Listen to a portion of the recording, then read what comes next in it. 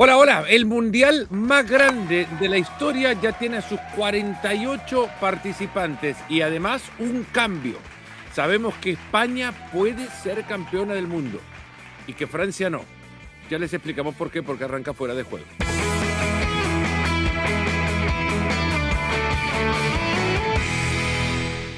Qué gusto saludarles con Barak, con Alexis. Este trío les llevará a ustedes a contar un poco el por qué llegan 48 y las que llegan.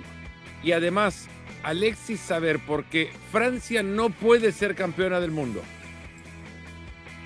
¿Qué tal? Buenas tardes. Bueno, por motivo o por partida doble, ¿no? Tenían ya una maldición de la que es difícil recuperarse, que es intentar ganar una Copa del Mundo con el Balón de Oro en sus filas. Lo han intentado ya en alguna ocasión. La última vez que lo intentaron fue con Benzema y la cosa salió un poquito rara en la última Copa del Mundo, donde ni siquiera el propio Benzema pudo al final disputar el torneo, pero nunca un Balón de Oro vigente ha sido campeón del mundo y les ha pasado de todo, desde el ataque epiléptico de Ronaldo hasta Baggio fallando el penalti decisivo en la tanda, Di Stéfano perdiéndose un mundial por una lesión. Otros casos, como por ejemplo el de Alan Simonsen, ni siquiera participando en la Copa del Mundo. O sea, realmente los Balones de Oro han tenido una mala fortuna enorme en lo que a intentar ganar la Copa del Mundo se refiere. Pero es que además ahora se le añade el hecho de ser número uno en el ranking mundial, que es un caramelito envenenado que le dejó ayer España después de su empate con Egipto. Así que Francia va con doble maldición y, en fin, pues que se apañen ellos. La que no va es Italia. Mil razones por las cuales Italia, uno pensaría, no está en la Copa del Mundo, Barak. Hay una igualmente que no sé, muchos se han dedicado a darle vuelta a esa teoría. Puede ser válida o no, pero ya podremos refutarla también. Lo cierto es que quiero llevar nada más al titular de la Gaceta de los Sport. No el último, el más reciente titular del periódico de Las Páginas, sino el titular del 2006, la mañana después de ganarle por penales a Francia en aquella final en Berlín.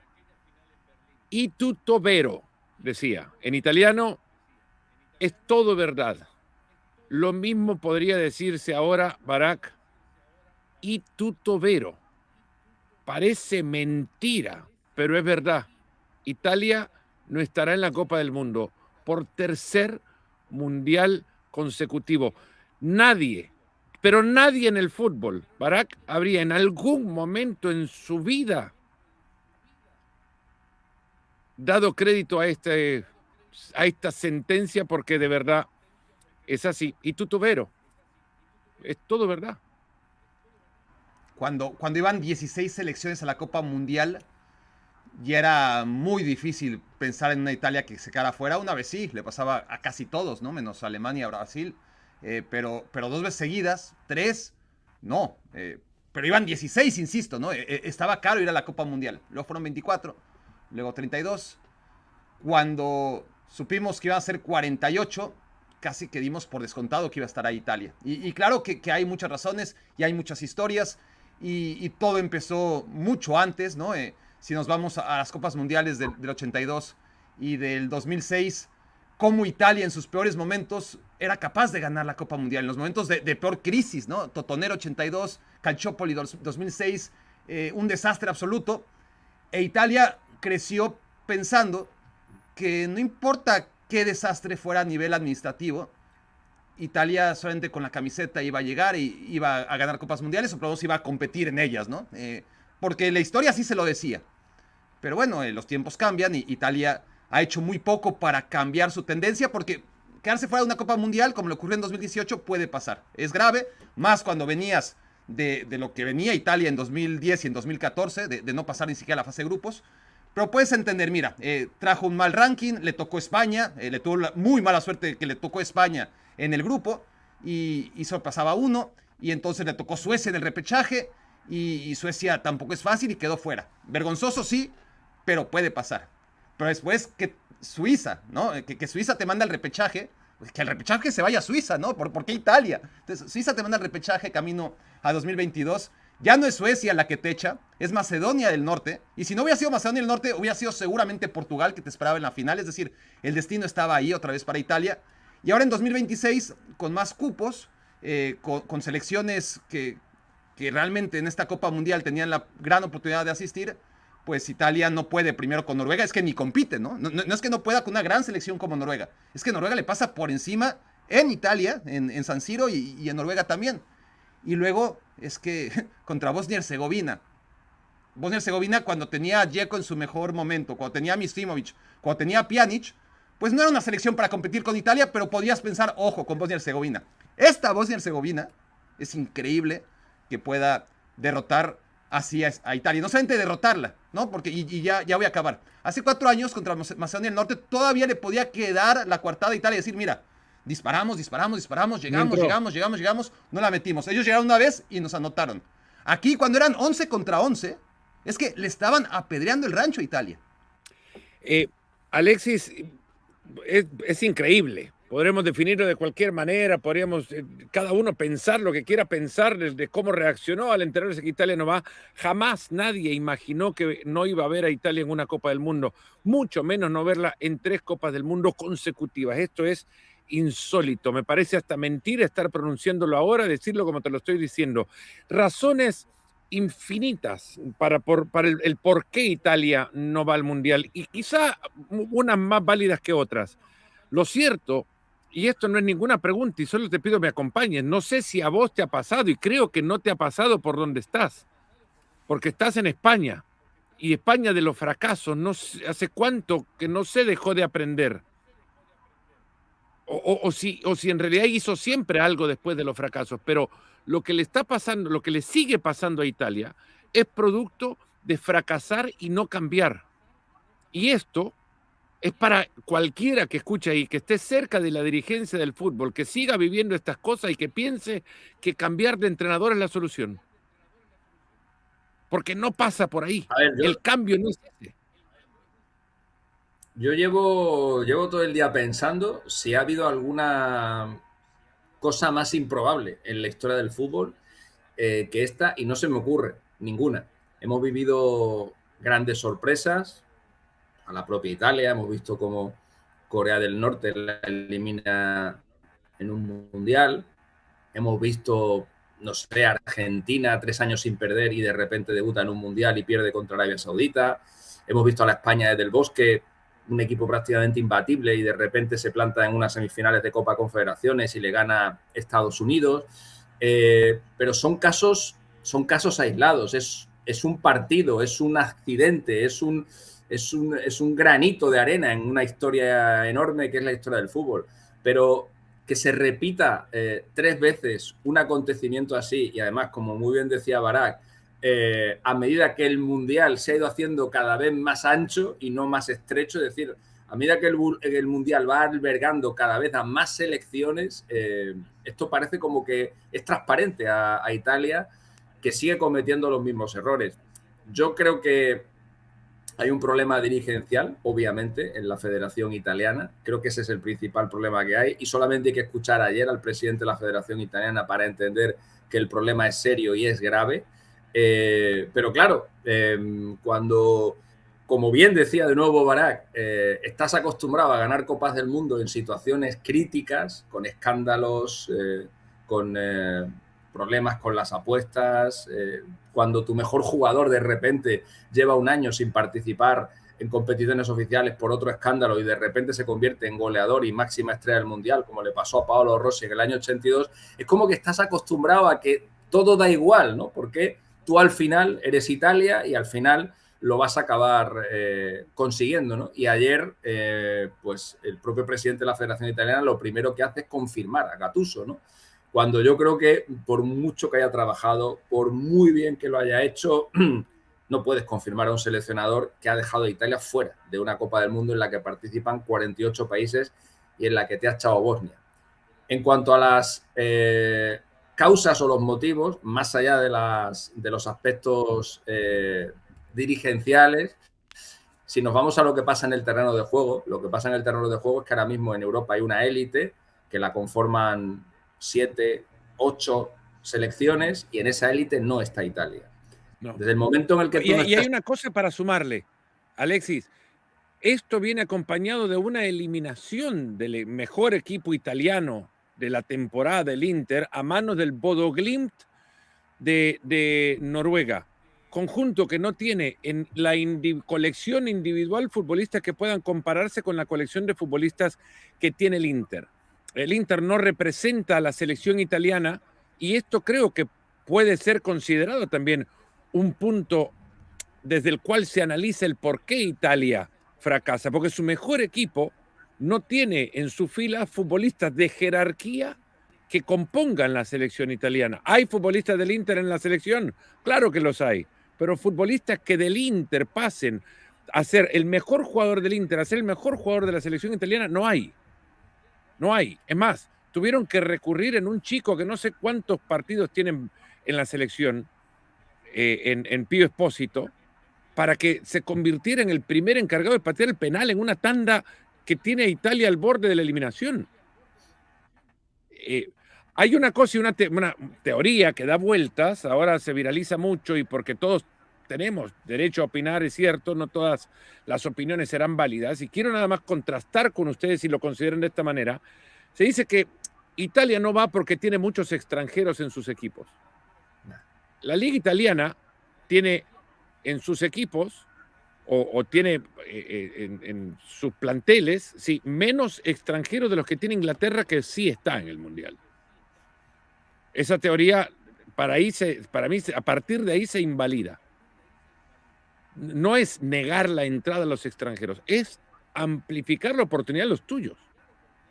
Cosa que en Italia no da, porque el mejor jugador de Italia ayer,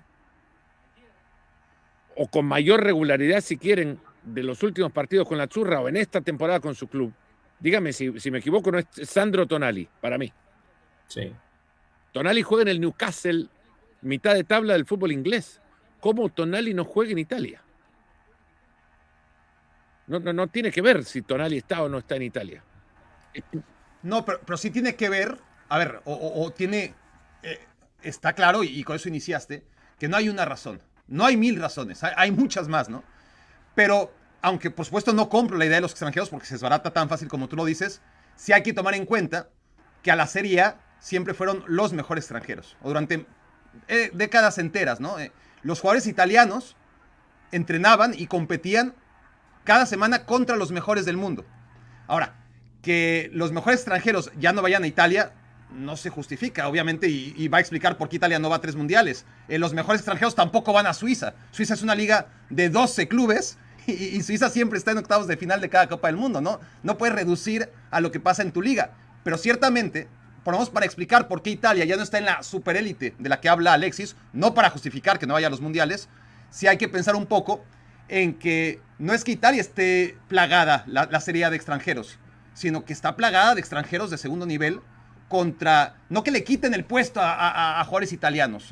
Creo que todos los comunitarios tienen el mismo derecho de buscar un puesto independientemente de dónde hayan nacido.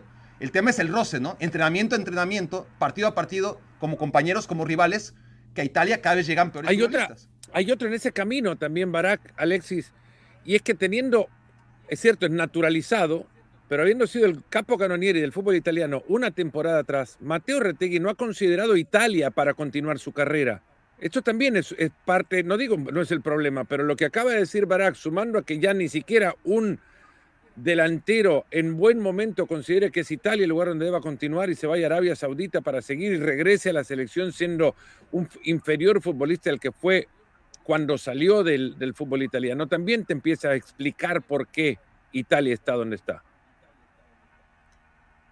A ver, el problema, yo creo que lo que estamos haciendo es, tenemos un problema que ya está sentenciado, que es la eliminación de Italia, y ahora, con el problema ya sobre la mesa, estamos intentando buscarle explicaciones. O sea, es todo a posteriori, ¿no? Realmente yo creo que hay muchos factores que afectan o que influyen en este mal momento a la selección italiana. A lo que yo iba antes que es que Italia ha dejado de estar en la élite y solamente si estás en la élite prácticamente tienes garantizado por el sistema de cabezas de serie que hay en los grupos en Europa, tienes garantizada tu presencia mundialista. Desde el momento en el que dejas de estar en esa élite de 7, 8 selecciones, ya estás en un problema. Porque en Europa solo pasa el primero de cada grupo.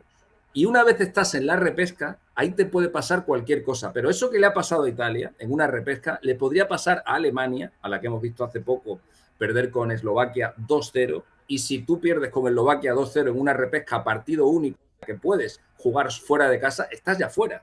O sea, si esa derrota que tuvo Alemania en Eslovaquia le pasa en una repesca, Alemania está fuera de la Copa del Mundo. Eso le puede pasar perfectamente a España, que recuerdo que en el... Alexis, en el mismo camino, ¿cómo se defiende? Entonces, entiendo que el formato termina por hacer complejo el proceso de clasificación y te ponen ante ese riesgo. Explícame cómo Suecia está en el Mundial en ese mismo formato sin haber ganado partidos en su clasificatoria al Mundial. Pues porque Suecia ha entendido el formato de clasificación mejor que nadie y Suecia sabe que hay dos vías de clasificación en Europa. Una es la Nations League, a la que muy pocas selecciones le prestan atención, y otra es la propia fase de clasificación. Cuando Suecia se vio con 2 partidos y 2 derrotas en la fase de clasificación, en la eliminatoria como tal, Suecia se dio cuenta que ese ya no iba a ser el camino. Y Suecia ya sabía que tenía el puesto de Nations League asegurado gracias a haber quedado primera de su grupo. Y Suecia se deja ir. De hecho, el tramo final, desde la tercera, cuarta jornada hasta el final de Suecia en la eliminatoria, es terrible. Bueno, lo hemos visto en años anteriores. Hemos visto a Grecia dejarse caer a una fase C o a una Liga C de la Nations League para intentar acceder a la Copa del Mundo también con esa vía. Hemos estado a punto este año a San Marino en las repescas. Le han faltado 2 puestos. Le han faltado 2 puestos a San Marino, que corrieran 2 puestos hacia abajo para entrar. Por ejemplo, si Suecia hubiera entrado en lugar de hecho propio en las repescas y corre un puesto más el escalafón, pues con ese puesto y otro más, San Marino juega la repesca. Pero es que con eso hay que saber jugar. Y eso forma parte también de la idiosincrasia del formato de clasificación ahora mismo que hay en Europa. Lo que es cierto es que cuando tú estás en la repesca, da igual que seas Italia, que seas Alemania, que seas España, que seas Inglaterra, da igual, que seas Portugal, da igual. Si te toca un equipo de un nivel alto y te toca jugar fuera de casa, es que estás en la hoguera. Es que estás en la hoguera. Y eso es lo que le viene pasando a Italia en los últimos años. Porque eso fue Cernica. Como bien decía antes Barak, es que si no lo hubiera echado Macedonia, la estaba esperando Portugal.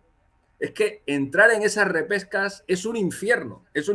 Y cuando tienes permanentemente un equipo que es mejor que tú en la fase de clasificación, ahora Noruega, en su momento España y el año pasado Suiza, con los 2 penaltis fallados por Jorginho, porque también hay que añadir a todo esto que le pasa a Italia el factor mala suerte, que eso también le está sucediendo, pues estamos donde estamos. Lo que pasa es que es muy difícil prever que todo eso se diera en 3 fases de clasificación consecutivas. Esto, Barak, ahora es remover lodo, ¿no? Pero recordemos un poco lo que ha pasado en el partido en Cernica para entender de nuevo que Italia sus chances tuvo y que quizás no estábamos hablando de los problemas que tiene que arreglar, resolver el fútbol italiano para no entrar a estas situaciones que existen y por lo mismo no han hecho nada. Los italianos no pueden quedarse en que les echaron a Bastoni, no pueden quedarse en que tuvieron una como dice que en el segundo tiempo, que tuvieron una con Di Marco en la segunda mitad. No pueden quedarse con que tuvieron chances de ganar el partido, incluso de ampliar el marcador antes que llegara a la igualdad. No pueden quedarse con que hubo mano en el gol de Dzeko. Se tienen que quedar también con que Donnarumma fue figura e impidió que la debacle llegara antes de que llegara a los penales. El partido fue prácticamente un guión escrito por un anti-italiano. Yo creo que independientemente de... A ver, yo creo que a todos nos pasó un poco, ¿no? Teníamos el corazón dividido, unos más que otros, pero en general mi sensación era, quería que ganara Italia, pues porque quiero ver a Italia en el Mundial, porque ya fue demasiado, pero siempre está el Schadenfreude que somos insaciables, ¿no? No tenemos suficiente de ver a un poderoso, aunque ya nos hacía dudar si es el poderoso o es la víctima, ¿no? Por eso creo que muchos de nosotros, o al menos hablo en título personal, veía el partido y no sabía si festejar o lamentar las desgracias de Italia. Lo que sí creo que hay que festejar todos es que por más que la FIFA sea un ente muy cuestionable, que por más que el arbitraje esté siempre en el ojo del huracán, que por más que se hable y se diga desde tiempos, desde que tengo uso de razón, que FIFA mueve los hilos para beneficiar a ciertos equipos, por más que haga sentido que Italia sea mejor negocio en un mundial que Bosnia y Herzegovina, creo que así como nos escandalizamos y señalamos y muchos acuden a teorías de conspiración para justificar malos arbitrajes que favorecen a equipos poderosos, en copas mundiales creo que es muy importante destacar. A ver, la de Bastoni era tarjeta roja, claramente era tarjeta roja, pero si hubiera sacado tarjeta amarilla, habría sido un error, pero ahora mismo creo que no estaríamos escandalizados, no estaríamos hablando de un robo de la magnitud de la mano de Henry contra Irlanda, ¿me entienden? Hubiera sido un error arbitral, pero se hubiera diluido entre otros momentos del partido. El árbitro hizo lo que tenía que hacer.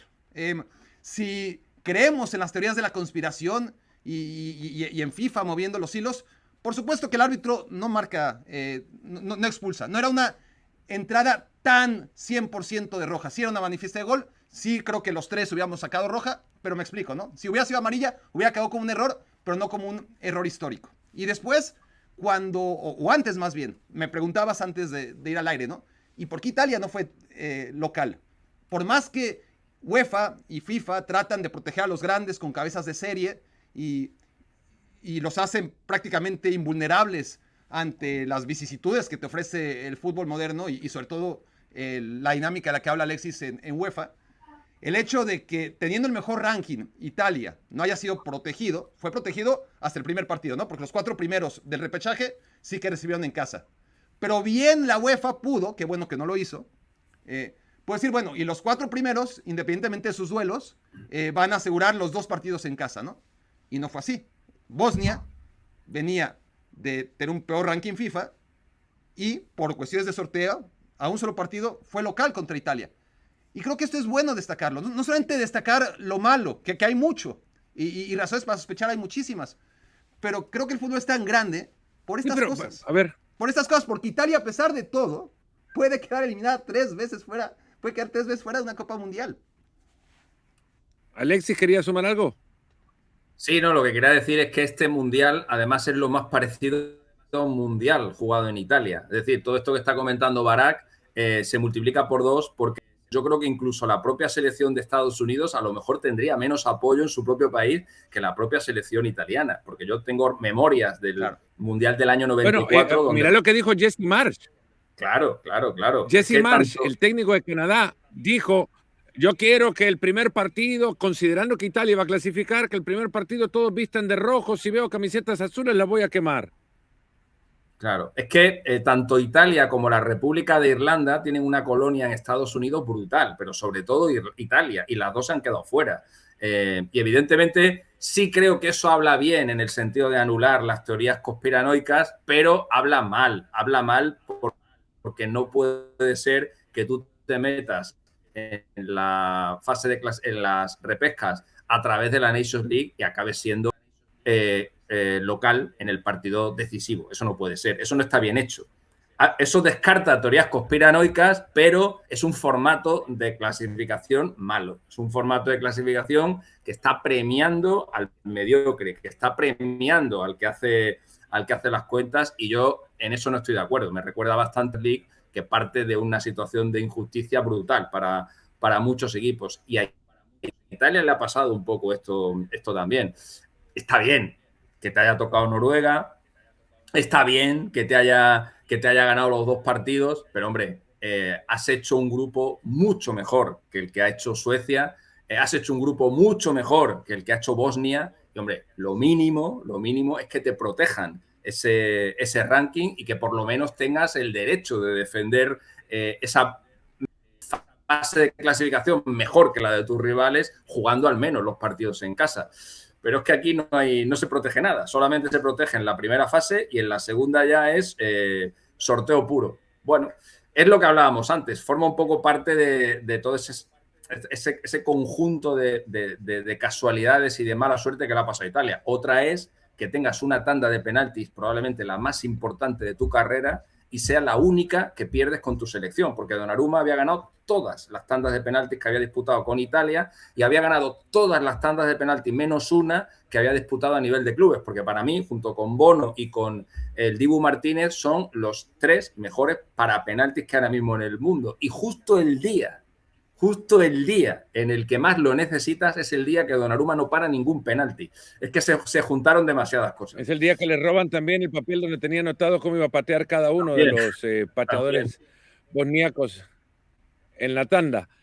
Cerramos el tema de Italia, es un tema que quedará para discusión incluso hasta durante la Copa del Mundo. Sin duda, en algún momento, Barak, me vas a recordar cuando esto nos pase ahí donde estemos, porque pasará, que alguien diga, pero es que Italia habría hecho mejor papel que, etcétera, y después llenen el equipo que en ese momento le esté yendo mal. Ahora vamos a España. Diga, es que México tiene que estar en la siguiente ronda, porque FIFA no va a permitir que quede fuera en la fase de grupos, ¿no? No, sí lo va a permitir, ¿saben por qué? Además, y para sumar eso, sí lo va a permitir o no lo va a impedir, como no se lo va a impedir a Canadá, como no se lo va a impedir a Estados Unidos, porque antes se protegía a los locales, siendo las taquillas de los estadios uno de los, si no el principal camino de generación de ingresos para el éxito de las Copas del Mundo. Mantener al local el mayor tiempo posible, así como hicieron con Chile, llevándolo hasta las semifinales del Mundial del 62, garantiza que las tribunas estén llenas, que localmente exista todavía ambiente festivo para llenar las gradas y en eso se generan los ingresos. Como ahora ya los locales, es indiferente si pasan o no, porque los ingresos se generan a partir de los neutrales que llenan las tribunas y de la televisión que compra los accesos. Entonces ya no te van a proteger a los países, a las selecciones locales, en este caso Canadá, Estados Unidos y México, que de las 3 creo. México es la que menos necesita. La última protección que hubo fue tan escandalosa que yo creo que FIFA dijo hasta aquí hemos llegado. Entonces, porque yo he visto en el Mundial de España pitarle un penalti a España contra Honduras que solamente vio el árbitro, y le he visto pitarle un penalti contra Yugoslavia, lanzarlo Juanito, fallarlo y decir al árbitro, no, espera, tíralo otra vez hasta que lo meta. Yo no lo he visto, o sea, lo he visto más que en televisión, pero recuerdo, y no es rencor alguno, van a pensar que lo es, pero recuerdo un México-El Salvador en 1970, que un lateral era para El Salvador, el futbolista salvadoreño estaba esperando que le dieran la pelota cuando ya México había hecho el saque de mano y se había clavado el primer gol del partido. ¿No había VAR en esa época, no? Esas cosas pasaban. ¿Cómo? ¿No había VAR? Esas cosas pasaban, pero afortunadamente desde Corea y Japón esas cosas dejaron de pasar y hemos visto a Sudáfrica caer en la fase de grupos de su Copa del Mundo, por ejemplo. Hemos visto a Qatar también ser eliminada en primera ronda y perdiendo todos los partidos. O sea, creo que esas ideas, afortunadamente, ya están desterradas y los anfitriones ya no tienen los apoyos tan escandalosos que tenían antes. Vamos a hacer un repaso ahora de lo mucho que nos ha dejado esta fecha al margen de la eliminación italiana, que seguirá siendo tema de conversación, como antes decía. España ha perdido el número 1 del ranking mundial. Yo creo que descorchaste, ¿no? Cuando te enteraste que el empatar contra Egipto y la victoria de Francia con Colombia le permitía a Francia colocarse en el número 1 del ranking. La última vez que Francia llegó como número 1 a un mundial ha sido de los peores mundiales que se recuerda de una campeona defensora, quedando fuera en la fase de grupos del Mundial de Corea-Japón. Dicho esto, España inevitablemente nos obliga hoy a hablar de dos cosas. Una, que quisiéramos no entrar en ella, pero habrá que hacerlo, y la otra, que es donde vamos a comenzar, que es el fútbol. Le han ganado a Serbia 3-0, han empatado con Egipto sin goles en un partido muy pobre. ¿Cómo puede España, Barak, llegar de la noche o del día a la noche con tanta facilidad?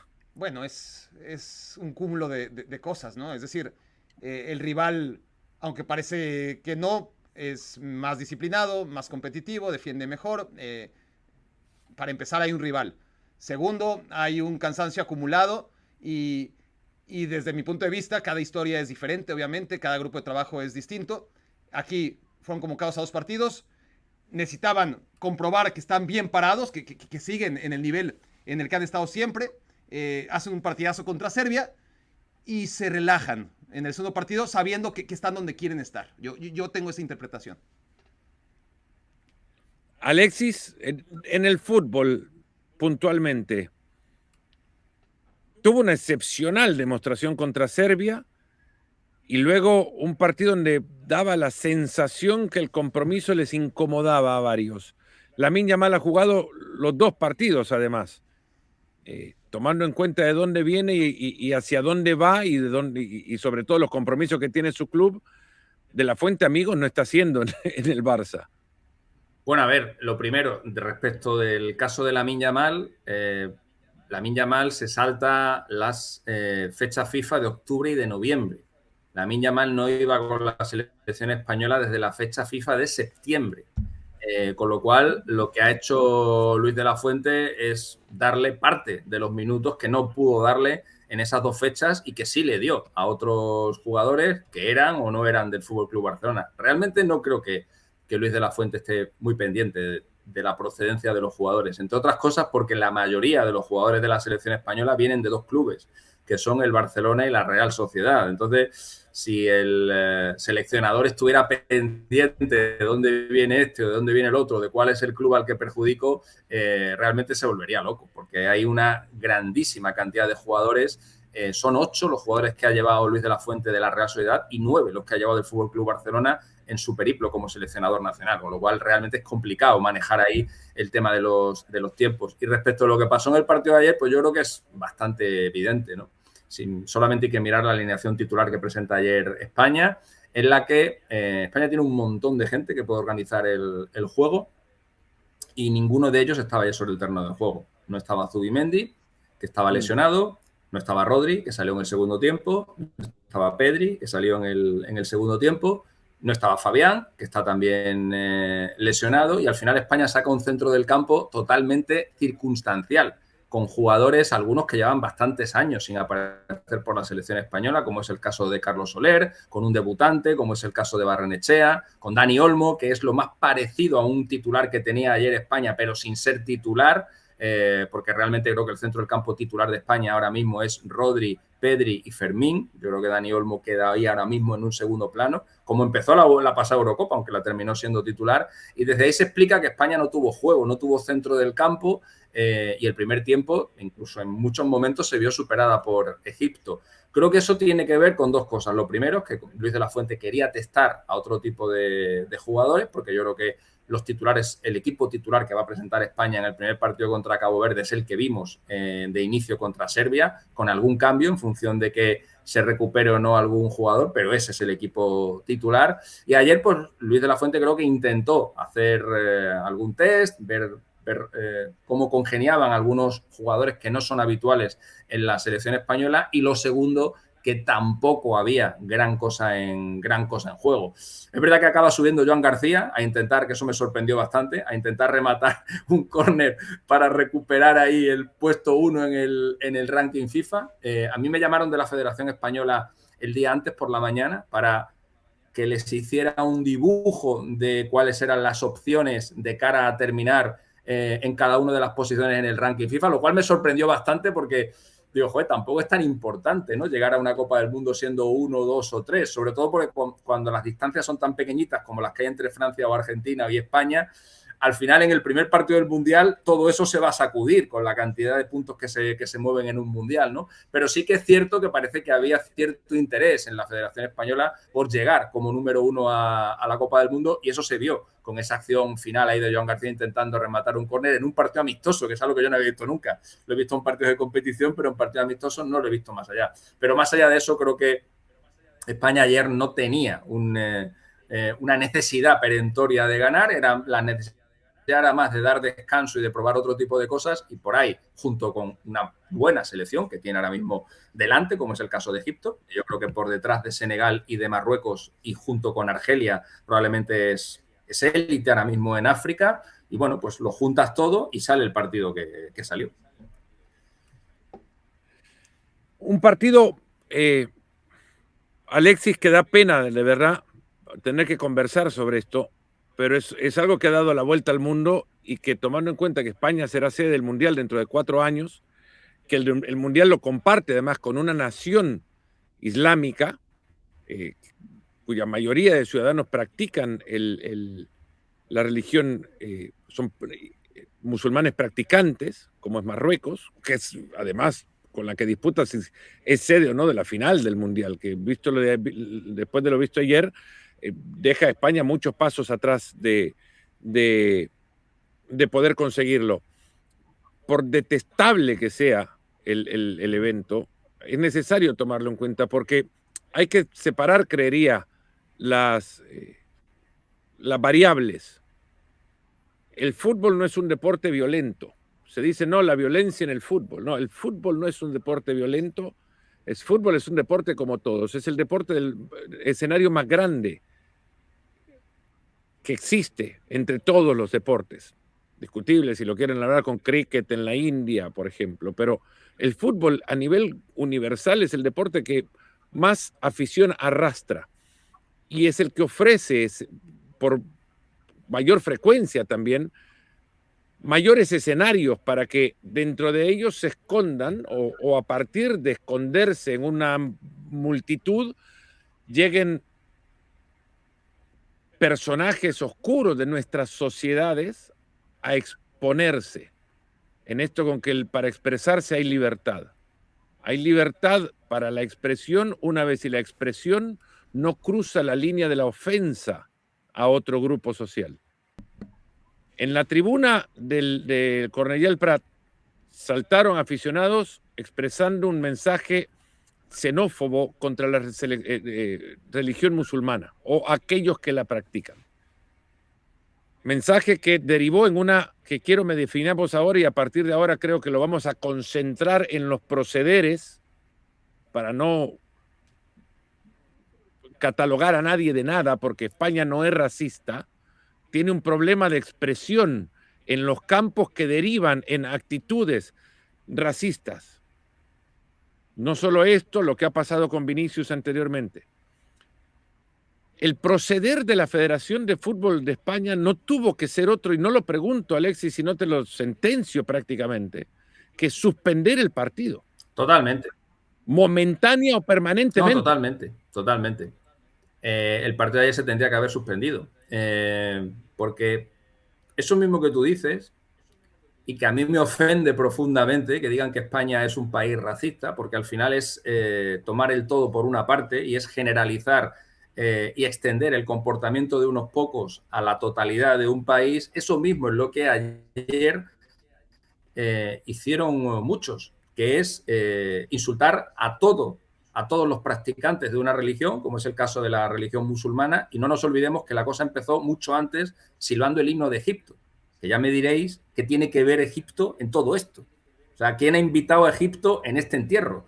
Y sin embargo, desde el principio se silba un himno que es una falta de respeto y es algo absolutamente intolerable, que no tendría que pasar nunca. Pero ya se empezó por ahí, más luego, pues todas esas manifestaciones, como digo, homófobas y xenófobas que atentaban contra el derecho que tiene cada uno a practicar la religión que quiera. El primero de ellos, Lamine Yamal, que es musulmán y que se fue del campo con una cara como diciendo, bueno, esto que yo estoy viviendo aquí hoy es que no me lo puedo ni creer, lo que estoy viviendo.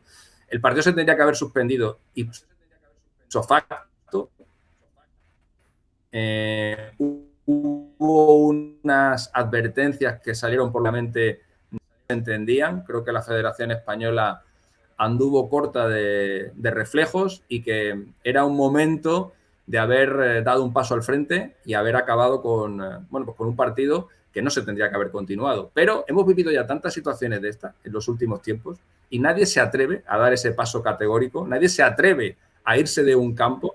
El único que lo ha intentado y fue por un motivo totalmente diferente, que era un motivo arbitral, que es Senegal en la final de la Copa África, es el único que ha estado medio cerca de abandonar un campo, pero realmente por un motivo como este, que es muchísimo más grave que el ganar o perder un campeonato. Todavía no ha habido nadie que haya dado ese paso de abandonar el terreno de juego y de irse. Y estamos en eso, esperando que eso suceda, porque creo que hasta que eso no pase y luego se vean las consecuencias posteriores de ese abandono de tristece enormemente que un partido en Barcelona, donde España llevaba mucho tiempo sin jugar, jugó hace 4 años en el mismo campo, en el campo del Español, después de décadas sin acudir a Barcelona, porque Barcelona es un sitio complicado para la selección española, como también lo es el País Vasco, donde lleva todavía más tiempo sin jugar.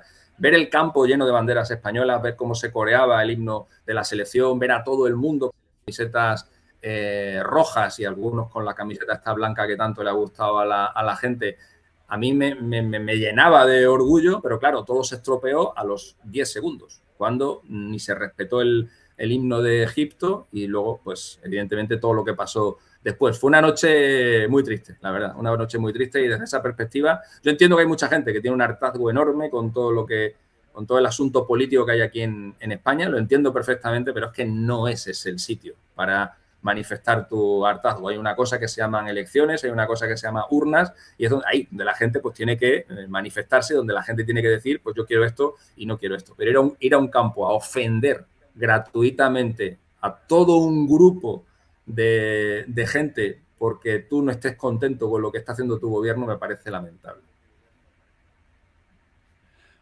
Barak, en línea con esto y saltándome hasta este lado del continente y más propiamente a México, ha sido recientemente también algo semejante.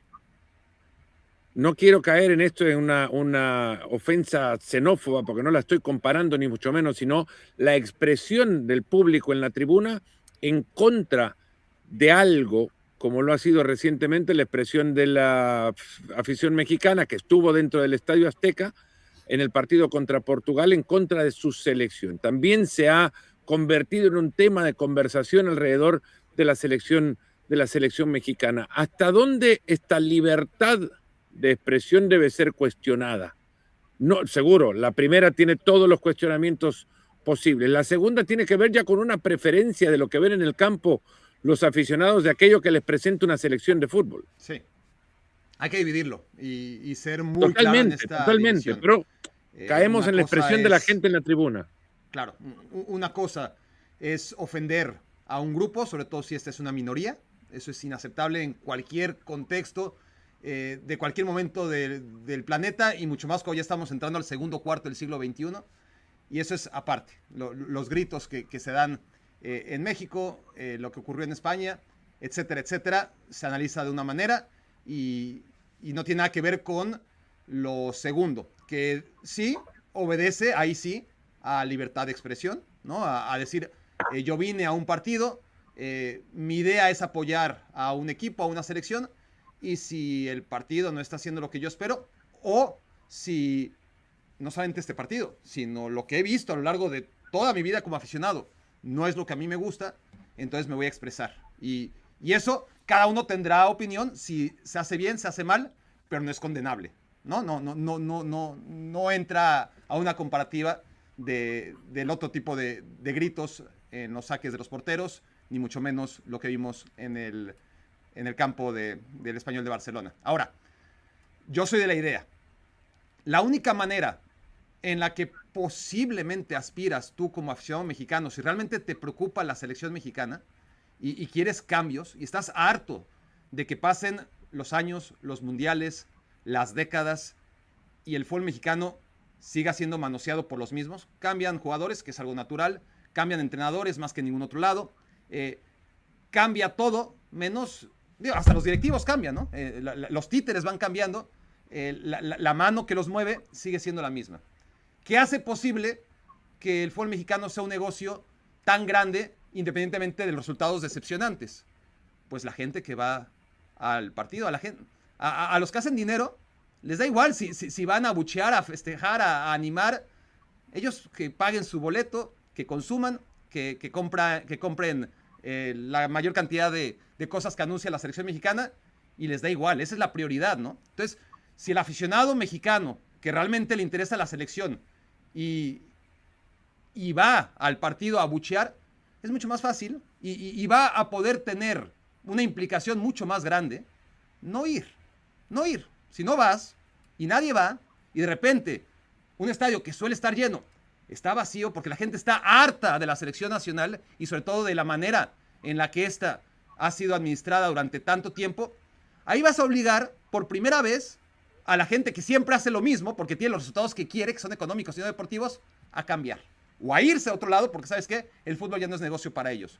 Pero si vas como borrego y consumes y ves el partido y esperas algo que no puedes esperar, que México sea mejor que Portugal, ¿en qué cabeza cabe, visto lo visto los jugadores de un equipo y de otro? ¿Cómo vas a esperar que México sea mejor que Portugal? Hay que ser razonable. ¿Quieres ir al estadio? Ve, apoya, nadie te va a decir que no. ¿Quieres cambios? ¿Realmente estás molesto con la realidad del fútbol mexicano? No vayas. Ahora, Barak, pasando ya al fútbol, es contracorriente, pero justo creería pensar que si bien México no puede ser mejor que Portugal, México ante Portugal, en pasajes del partido fue mucho mejor de lo que ha sido México. Compitió como debe competir, porque el fútbol es un deporte maravilloso, en el que no es sumar los goles que han anotado en sus carreras cada uno de los jugadores a los que estás enfrentando contra los tuyos. O cuánto valen según los marca Transfer Market. Claro, exacto. O cuánto dinero vale esa nómina contra la tuya. Cuánto dinero ganan unos, cuánto dinero ganan otros. En qué equipos juegan unos y en qué equipos juegan otros. Normalmente sí que te da un parámetro, un marco contextual en el que hace favorito a un equipo sobre otro. Afortunadamente en el fútbol, eso a veces queda en segundo plano cuando encuentras la manera de competir. Cuando tienes el fondo físico, los recursos tácticos, todo lo que no obedezca necesariamente a la esencia técnica del juego, ¿no? Se puede compensar con una buena actitud, sobre todo, ¿no? Con un gran nivel emocional. Una vez que tienes una dimensión emocional adecuada, una buena disposición táctica que mostró México en contra de Portugal, porque esa es la realidad del fútbol mexicano. Claro que un país como Portugal de 10 millones de habitantes, en el papel, no debería ser tan superior a un país como México, que por cada portugués que hay en el planeta hay 15 mexicanos. Pero ahí tampoco son matemáticas, y lo hemos visto muchas veces. No, esto viene de academia. Alexis, cerramos este fuera de juego con vos, pero con dos apuntes, de nuevo, concentrándonos en los equipos clasificados de las eliminatorias intercontinentales o el playoff que determinó la clasificación de la República Democrática del Congo y de Irak a la Copa del Mundo. ¿Es casualidad que han sido los dos que enfrentaban la eliminatoria como cabeza de series en el desgaste de un partido previo? Bueno, creo que Jamaica me ha defraudado profundamente en estas eliminatorias, profundamente. Ya me parecía un desastre. Pero desde la ya me parecía un desastre que tuvieran que llegar a la repesca teniendo el grupo que tuvieron, que era un grupo íntegramente caribeño, y pudiendo haberlo definido el último día en Kingston, donde no fueron capaces de ganar su partido a Curazao, y por eso están donde están. Pero un equipo que está repleto de jugadores que o están o han estado en la Premier League y siendo jugadores importantes, el papelón que han hecho en estas eliminatorias, porque ya empezó todo con Nueva Caledonia. Ante Nueva Caledonia, que es un equipo absolutamente amateur, ya les costó muchísimo ganar el partido, y ayer el partido se resuelve por un gol, pero realmente la República Democrática del Congo demostró que está muy por encima de Jamaica ahora mismo. En el caso de Bolivia, creo que Bolivia mereció algo más. Bolivia mereció algo más. Es un poco la pescadilla que se muerde la cola, que decimos aquí en España, ¿no? No sabes si mereció más porque lo buscó más, porque iba perdiendo, o si realmente es que Bolivia es más que Irak, que es lo realmente atractivo de este tipo de eliminatorias, ¿no? Que ves enfrentarse a dos selecciones a las que no ves habitualmente, a continentes a los que no ves habitualmente enfrentarse, y ahí es donde ves un poco las diferencias entre uno y otro. Yo la sensación que me llevé ayer del partido es que Bolivia por lo menos habría merecido forzar la prórroga, pero también es verdad que cada vez que Irak vio como Bolivia se la acercaba, Irak anotaba y se ponía de nuevo por delante en el marcador. Creo que evidentemente el factor físico también influye.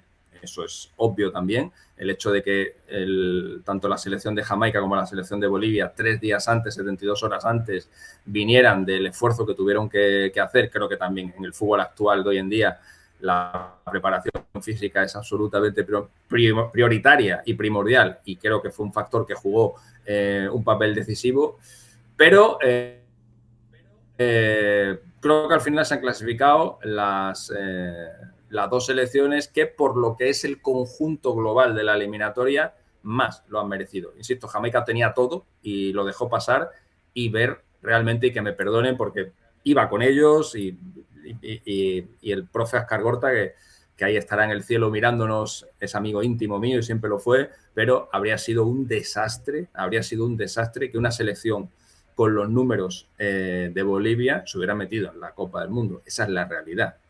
Miramos los números que ha hecho en la eliminatoria sudamericana, y si Bolivia se acaba metiendo, dices, pero bueno, ¿cómo te puedes meter con más derrotas que victorias? ¿Cómo te puedes meter con el triple de goles en contra que goles a favor? Es un poco... Claro, es un poco lo que hemos hablado antes de Suecia, ¿no? Lo que pasa es que Suecia tuvo otra competencia en la que sí, lo hizo bien y quedó primera, pero es que lo de Bolivia es...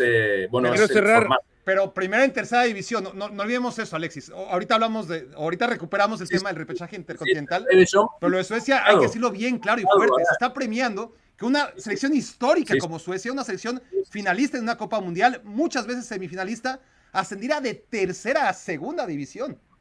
Sí, así es. Y que eso le permitiera tener este lugar en la repesca. Yo creo que no hay justicia deportiva en muchas de las cosas de la eliminatoria europea, en buena parte por eso, por ejemplo, que te permite de una tercera división conseguir un lugar tan especial como el playoff hacia el playoff, hacia un boleto mundialista, y que pierdas la localía, o que la localía en realidad quede a merced de un volado de una moneda. Ahora,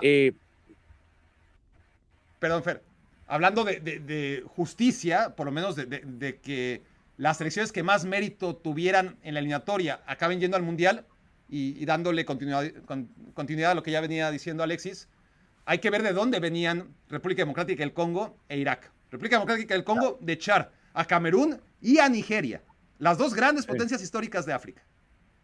Irak de echar a la selección del resto del mundo, porque Emiratos Árabes Unidos planeó este Mundial desde hace mucho más de 5 años, trajo a jóvenes futbolistas de varios países, sobre todo de Brasil, los llevó a Emiratos Árabes Unidos a que jugaran en esa liga de los 18 a los 23 años, para a los 23 años hacer los seleccionados nacionales, tan fácil, con 11 extranjeros prácticamente, Emiratos iba a clasificar al Mundial, y no lo hizo porque Irak lo evitó en el repechaje asiático. Pero las eliminatorias asiáticas, si hemos hablado de las oportunidades que te dan en las eliminatorias CONMEBOL, las eliminatorias asiáticas es tremendo. Te dan una primera oportunidad, si fallas tienes la segunda, si fallas tienes la tercera, y si fallas tienes la cuarta. Claro. Y ahora, si vuelves a fallar... Emiratos era súper favorito porque hizo una trampa terrible. Sí. O sea, Irak se ha ido descolgando de grupo en grupo hasta que ha llegado a su última oportunidad y por fin ha conseguido meterse en otra oportunidad, sí. Hablando de la dirigencia, es algo para que tome nota FIFA también. Si ya se encarga de la organización comercial del Mundial en un ente independiente de los países, porque lo que hacen es montar oficinas satélite en cada uno de los países organizadores, que FIFA también se encargue desde arriba a generar un formato justo de competencia para cada confederación, y no al revés, que las confederaciones le provean a FIFA del formato que ellos deben aprobar, y cada uno de los formatos tiene, por justicia deportiva, una definición diferente. No porque carezcan de ella, sino que no tienen plenamente o no están plenamente compuestos por justicia deportiva desde sus formatos de competencia. Nos vamos a ir ahora, pero solamente quiero con ustedes conseguir el compromiso de que hoy, al menos en algún momento de sus días, vos, Barak, y vos, Alexis, van a pensar y van a tener algo de gratitud para aquellos que están trabajando en la imprenta del álbum después de lo que han tenido que pasar el día de ayer. Vale. Pensaremos en ellos. ¿Sí? Pensaremos en ellos y... Porque ustedes crean que trabajan, los que tienen que trabajar son los que ahora, gracias a este formato de competencia de FIFA, a 2 meses y 2 semanas del arranque de la Copa del Mundo, ellos tienen que empezar a imprimir figuritas del álbum a diestra y ¿No os da morbo pensar cómo van a ser las próximas eliminatorias de CONMEBOL con 3 equipos ya clasificados? Porque, No queremos ni pensar en eso, por favor, ahorita. esa por es favor. No, otra. no van a tener morbo. A ver cómo lo van a hacer, ¿eh? Ya, para A ver terminar, cómo llenan de Fer, también países con solidaridad, Mebol para poder entrar. con aquellos diseñadores de la marca alemana tan ligada a las copas mundiales siempre, y Adidas, que se rompieron decilo. la cabeza con el uniforme de Jamaica y con el de Italia, y que sus ventas van a bajar muchísimo. No sé si van a bajar las ventas o no, pues se van a ver impactadas seguro. Lo cierto es que ambas tienen dos colecciones, Italia y Jamaica, que no querrías perderte de la Copa del Mundo. Y otra, para esa marca, qué golazo le metieron a la marca que patrocina a Estados Unidos, porque vos ves en la cancha el uniforme de Estados Unidos, pero en la grada ves toda la camiseta vintage del 94 que sacó la otra marca. Es buenísimo. Gente, A mí me gustó, ¿eh? hasta el A mí me próximo gustó la fuera de camiseta. juego. A mí me gusta la camiseta de Estados Unidos, ¿eh? Me la voy a comprar, de hecho. Me gusta, es bonita. ¿La nueva? Sí, muy Yo buena. necesitaría tomar un Dramamina, ¿cómo se llama? Para que no te Bueno, maree. ya, hombre, pero es bonita. Un antihistamínico. Es bonita. Te marea. Un poquito.